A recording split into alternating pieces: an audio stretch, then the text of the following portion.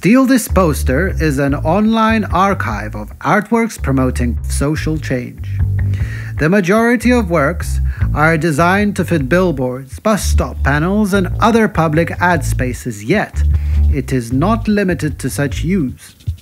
You are encouraged to download, remix, appropriate, and display the designs in a form or context you see fit.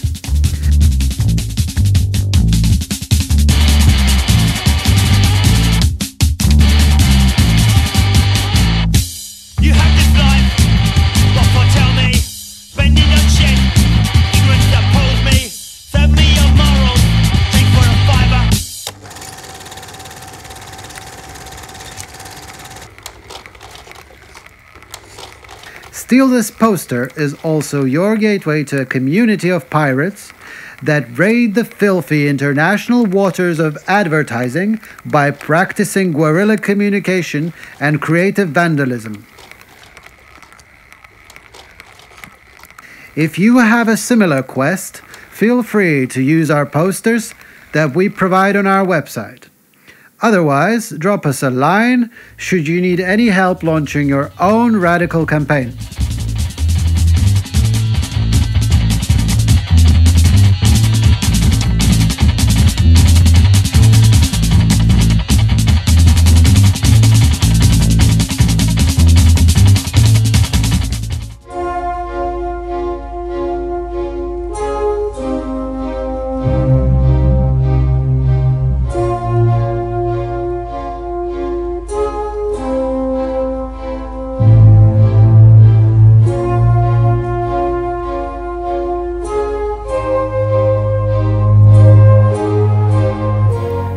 This quote opens a book, Advertising Shits in Your Head, which has become a manifesto of the subvertising movement. Artists, activists, hackers, and squatters alike join together to reshape the public landscape of the city and its ubiquitous consumerist narrative. StealThisPoster, together with a special patrol group, has organized subvertising workshops in many different cities internationally. Never been to one, but interested in hijacking consumerist propaganda? It's easier than you can imagine, pal. There are only a few companies maintaining outdoor ads across Western cities, and they only use a handful of keys to access the ad cabinets.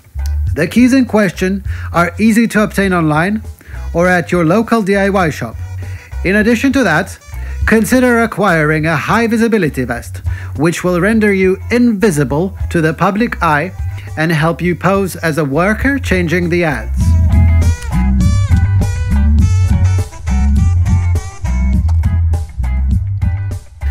But you don't need to follow any instructions. Use your imagination, or a crowbar, or a spray can. Welcome aboard!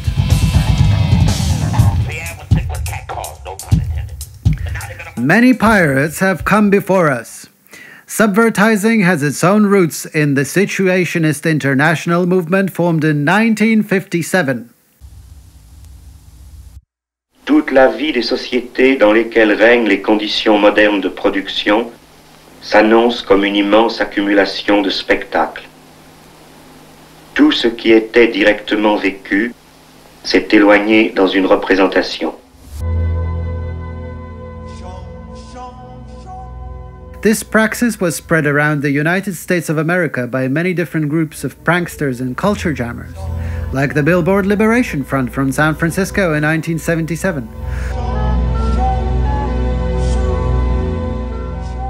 or the Canadian Adbuster Media Foundation, formed in 1989 by activist Kay Lassen. Your living room is the factory. The product being manufactured is you.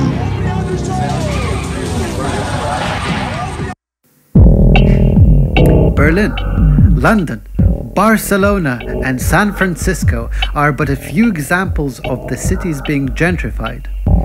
The process is not new.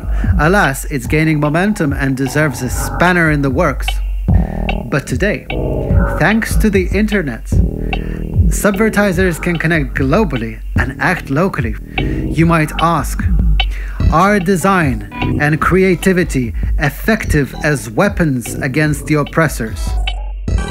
We think they are, provided the arsenal is shared and accessible to everybody.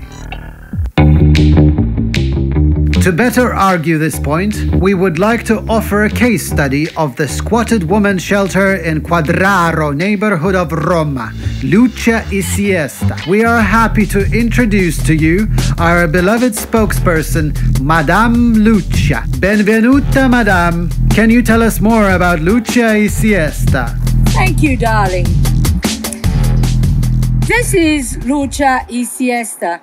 The building you see behind me was occupied back in 2008 by a group of feminist activists, giving birth to a really unique experience. In fact, Lucha y Siesta is not just a squat or a regular social centre. The group created an anti-violence help desk and provides 15 beds as shelters for women escaping domestic violence. Now, if we take into account the fact that in the whole city of Rome, there are only 25 beds for this purpose, Lucha y Siesta is providing 60% of all the shelters that there are. Also considering that the European Convention on Preventing and Combating Violence against Women and Domestic Violence maintains that this number should be 1 for every 10,000 inhabitants. In Rome, for instance, there should be almost 300 shelters provided by the council. Lucha y Siesta quickly became a pole star for the feminist movement in Italy. The institutional social services, which were clearly unable to fulfill their duty, were relying on the volunteers here. In fact, grassroots organizations like Lucha y Siesta are fundamental in making up for the lack of institutional solutions to social issues. Unfortunately, the mayor of Rome doesn't care about the importance of such an experience and wants to sell the occupied building, which is owned by Artac, the company which runs the public transport system in Rome. However, the counter-move adopted by activists was also pretty unique. Under the threat of an upcoming eviction, Lucha y Siesta formed a neighbourhood committee to buy the building under a relatively new formula known as collective ownership.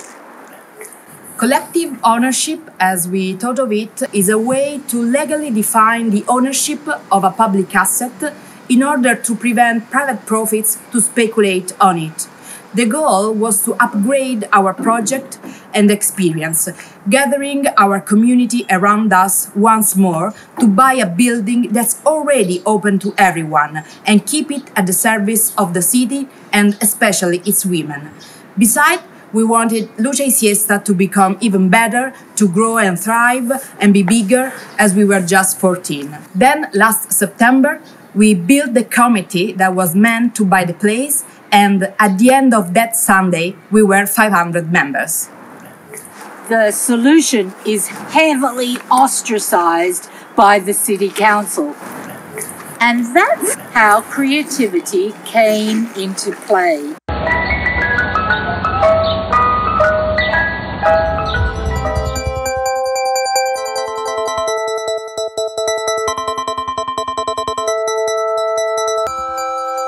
Lucha y Siesta formed another committee, a small team of people meeting to find creative solutions to influence public opinion and force newspapers to take an interest.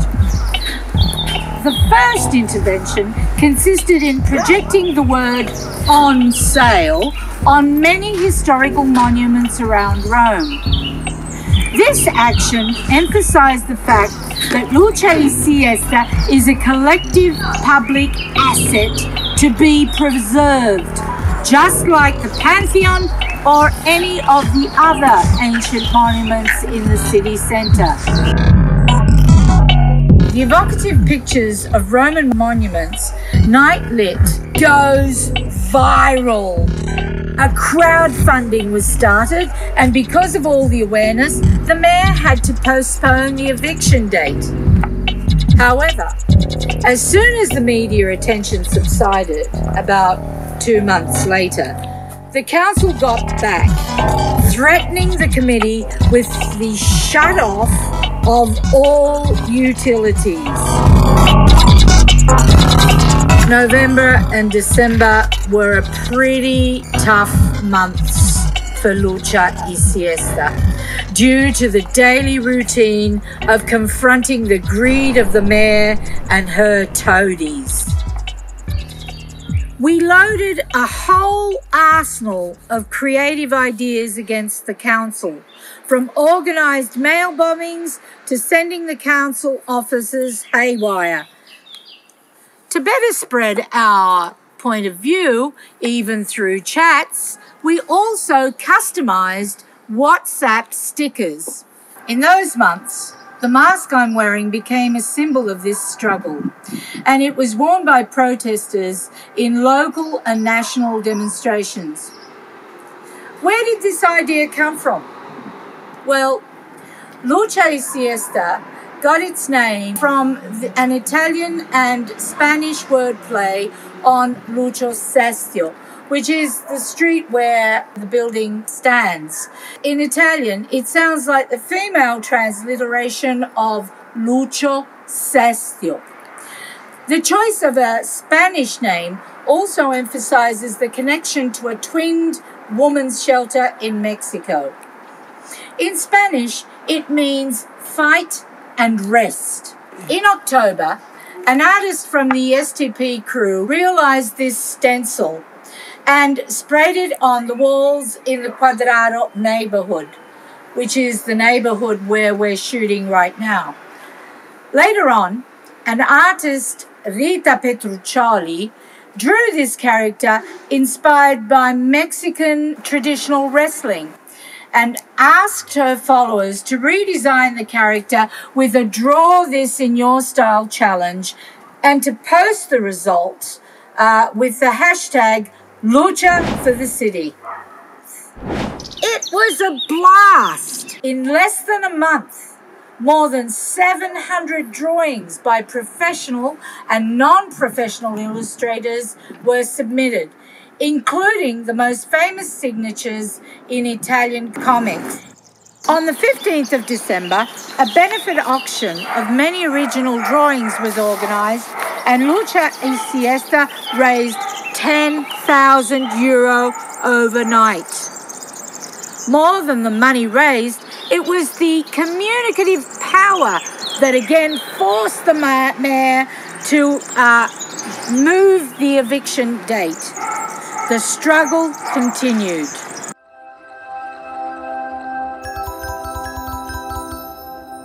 Le statue parlanti sono delle antiche statue romane e la più famosa di queste statue è la statua di Pasquino, una antichissima tradizione romana che prevedeva il fatto che il popolo utilizzasse queste statue per fare delle critiche al potere. Scrivevano delle cose sotto a queste statue, quindi si diceva che Pasquino aveva parlato. L'idea qual è stata? Di prendere questa tradizione del territorio, riportarla proprio in vita in questi giorni, cioè fare in modo che fossero le statue parlanti a parlare di Lucha y Siesta. C'era Pasquino con la maschera da luciadora, che avevano il testo di una poesia in romanesco che appunto denunciava la situazione assurda della chiusura della Casa delle Donne Lucha y Siesta.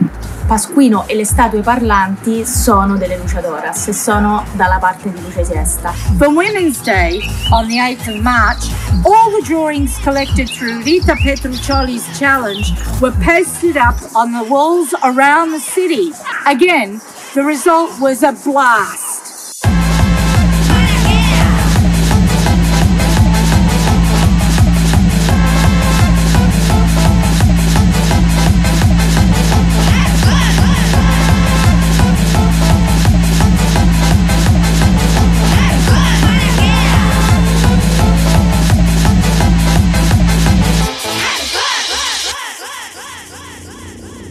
However, because of the coronavirus emergency, the eviction has been temporarily suspended and even the auction was postponed. But the threat has not been eliminated, and we can be pretty sure that the council's evil forces will strike again. The only possible solutions are the suspension of the auction or the concession to the right of first refusal for the neighbourhood committee to buy the building.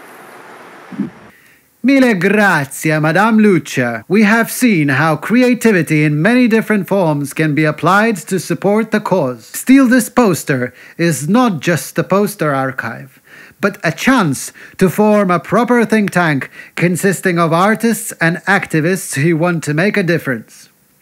This is what we call subvertising agency. It is the opposite of the rigidly structured advertising agency.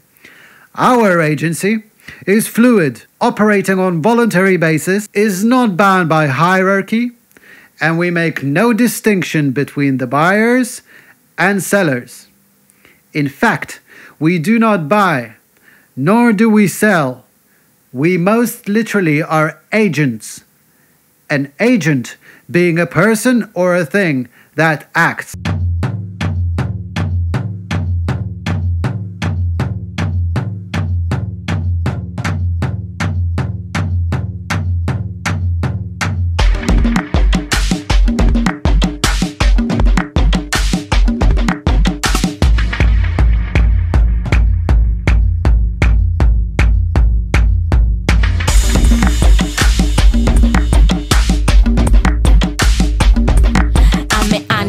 Walking through the jungle, I run like a lion, I don't need anyone. No waste of time, I go straight to the point. You don't wanna be me, but you must be me. So think twice, think twice, think twice. No compromise, no compromise, no compromise, no compromise, no compromise. Think twice, think twice. We no wanna compromise, no compromise, no compromise, no compromise, no compromise.